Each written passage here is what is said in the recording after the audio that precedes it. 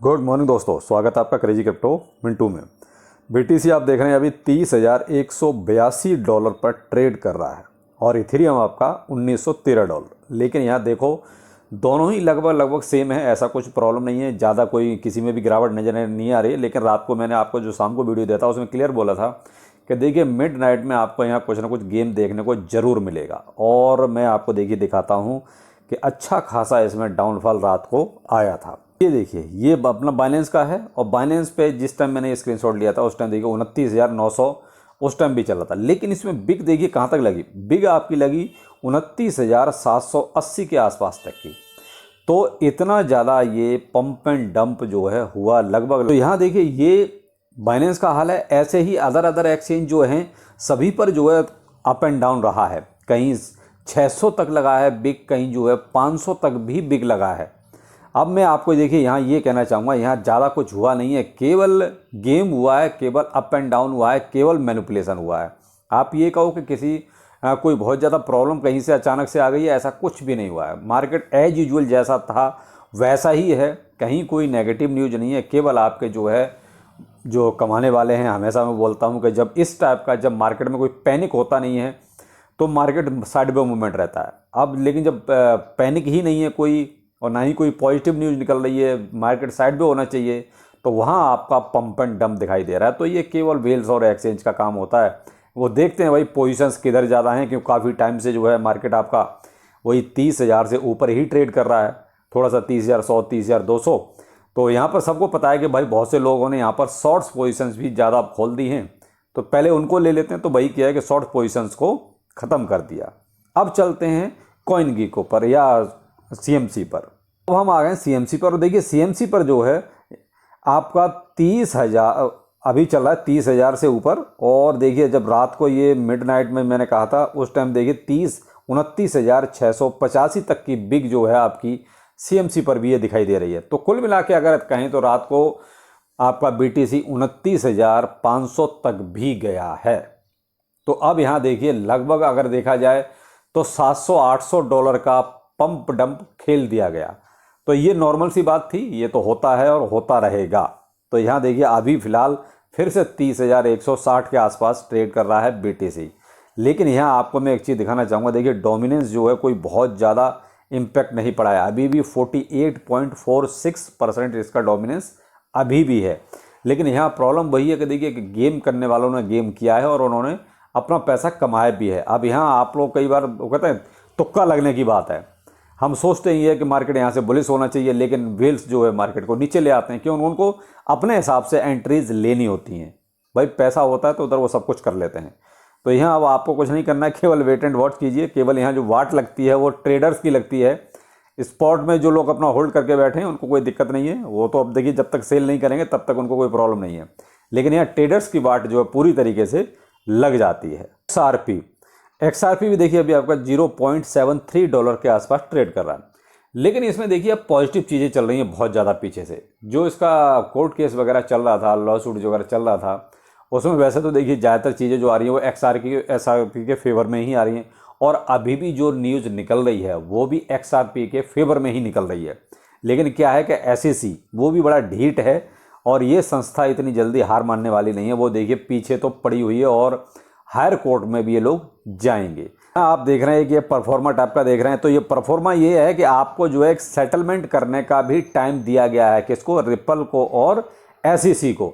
यानी कि जज भी चाहते हैं कि ये लड़ाई झगड़ा बंद करो और आप लोग अगर सेटलमेंट हो सकता है तो आप सेटलमेंट भी कर सकते हैं। तो इनको ये मौका भी एक दिया है। लेकिन अब ये सेटलमेंट होगा कि नहीं होगा ये तो बात की बात है, लेकिन जज अपनी तरफ से पूरी कोशिश कर रहे हैं। मैं आपको स्टेटमेंट और भी दिखा रहा हूँ, एक स्टेटमेंट पहले दिखाया, एक और दिखा रहा हूँ कि देखिए डिस्ट्रिक्ट जज Torres has referred the ripple case to magistrate जज Newton for पर्टियल including scheduling, discovery, non डिस्पोजिटिव, pre trial motion and settlement. यानी ये सारे इतने सारे ऑप्शन दिए हुए हैं। तो ये अब वही है ना, देखिए घुमा फिरा के बात वहीं आ जाती है कि SEC अगर चाहेगा, देखिए रिपल तो चाहेगा कि जितनी जल्दी ये सेटलमेंट हो जाए, जितनी जल्दी ये प्रॉब्लम सारी सॉर्ट आउट हो जाए ज़्यादा अच्छा है। क्योंकि रिपल की देखिए सारी चीज़ें पॉजिटिव चीज़ें निकल रही हैं पीछे से। बैंक्स भी चाहते हैं अमेरिका के भाई रिपल को यूज करना, और जापान में तो मैंने आपको कल ही इसके बारे में इन्फॉर्मेशन दे ही दी थी कि जापान के बैंक तो चाहते ही हैं, उनको तो एक तरह से परमिशन भी मिल गई है। तो यहाँ रिपल तो पूरी तरीके से आएगा, लेकिन यहाँ पर डिपेंड करता है एसईसी पर कि एसईसी चाहता है या नहीं चाहता सेटलमेंट। यहाँ एसईसी से भाई गैंसलर साहब का भी बयान निकल के आ रहा है और गैंसलर साहब बोल रहे हैं कि भाई जो भी रूलिंग हुई है, जो भी डिसीजन आया है रिपल का, उससे वो डिसअपॉइंटेड हैं। यानी इनको तो एक तरह से वो कहते हैं ना कि पता नहीं क्यों ये क्या कहेंगे, इनको तो ऐसा जैसे पर्सनल ये लड़ रहे हैं। भाई आप एक संस्था के कहते हैं हेड हो, तो आपको गवर्नमेंट के हिसाब से सोचना चाहिए। लेकिन यहाँ गैरी गैंसलर का तो ऐसे लगता है जैसे ये पर्सनली जो है क्रिप्टो के पीछे पड़े हैं और पर्सनली जो है सबको सिक्योरिटी घोषित करना चाहते हैं, सबको बैन करना चाहते हैं। तो इनका एक बयान निकल के आया है सामने आपके कि ये जो है बहुत ही डिसअपॉइंटेड हैं जो भी रिपल में चल रहा है। जो भी एक तरह से देखा जाए तो कोर्ट केस का सारा मामला जो है रिपल की तरफ हो रहा है, तो उससे ये डिसअपॉइंट है, यानी इनको अच्छा नहीं लग रहा है। तो इससे अंदाज़ा लगता है कि देखिए गैंसलर साहब हायर कोर्ट जरूर जाएंगे, जरूर ये अपील करेंगे, क्योंकि ये नहीं मानने वाली, ये शायद सेटलमेंट के लिए राजी नहीं होंगे। या फिर वो है कि भाई बैकडोर जिसे कहते हैं कि भाई मोटी इनकी जेब गर्म की जाए, मोटा कुछ चढ़ावा चढ़ाया जाए, ये हो सकता है। या फिर भाई अगर कहीं सद्बुद्धि आ जाए तो अलग बात है, कह नहीं सकते। हाँ देखिए शिबा इनू में भी एक कल से एक न्यूज़ चल रही है कि अगर सिवेरियम आता है तो देखिए इसका 5 trillion per month Shiba Inu जो है बर्न होगा। अब 5 ट्रिलियन पर मंथ बर्न तो होगा, लेकिन ट्रांजैक्शन के हिसाब से होगा, कैसे होगा, कितना होगा, ये तो देखिए अभी एक र्यूमर चल रहा है। लेकिन कल से इस बात पे काफ़ी सारी चर्चा हो रही है, काफ़ी बातचीत चल रही है लोगों की। तो मैं तो यही कहना चाहूँगा, देखिए मैं तो कहता हूँ 10 ट्रिलियन हो तो और अच्छा है, इन्वेस्टर्स का भला होगा। लेकिन भाई डेवलपर्स एक हाइप क्रिएट करते हैं, अभी तो उसको आने दीजिए। अभी तो देखिए बहुत कुछ पीछे छुपा हुआ है पर्दे के पीछे, जब सामने आ जाएगा तभी उन चीज़ों पे थोड़ा सा आप वो करें। वरना देखिए शिबा इनू की फेक कई बार हाइप क्रिएट की जाती है। 5 ट्रिलियन बहुत होता है, और वो भी इस कंडीशन में।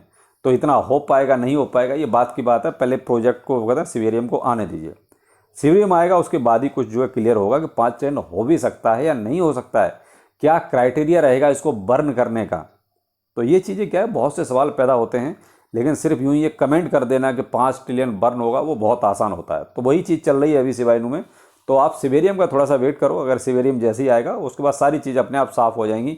और इस हिसाब से अगर ये होता है तो भी आपको कम से कम 10-11 साल तो फिर भी लगनी है इतनी बर्निंग के लिए। तो ये कहो कि बहुत जल्दी सब कुछ हो जाएगा, ऐसा नहीं है। क्योंकि भाई देखिए सारी चीज़ें मार्केट कैप पर डिपेंड करती हैं, और उसी के हिसाब से सारी चीज़ आपको कैलकुलेट करनी चाहिए। तो उसके बाद भी कम से कम 10-11 साल का वेट तो करना ही पड़ेगा। यहाँ अपने पूरे क्रिप्टो मार्केट का जो है मार्केट कैप आपका 1.2 ट्रिलियन अभी भी है, यानी मार्केट कैप अभी भी आपका ठीक है, मार्केट कैप में कोई दिक्कत नहीं है। लेकिन ये है कि हाँ BTC में पंप डंप जरूर चल रहा है, तो वो केवल जो है एक मैनिपुलेशन हो रहा है। यहाँ आपको वैसे डरने की ज़रूरत नहीं है। मार्केट अभी भी एक तरह से देखा जाए तो बुलिश न्यूज़ निकल रही हैं, पॉजिटिव न्यूज़ निकल रही हैं, लेकिन वेल्स का गेम कुछ अलग ही चल रहा है। तो उससे आप अलर्ट रहिए भाई। इससे बचने का एक ही तरीका है कि आप स्टॉप लॉस का यूज कीजिए। तो चलिए फिर मिलते हैं दोपहर में किसी नए अपडेट के साथ। नमस्कार।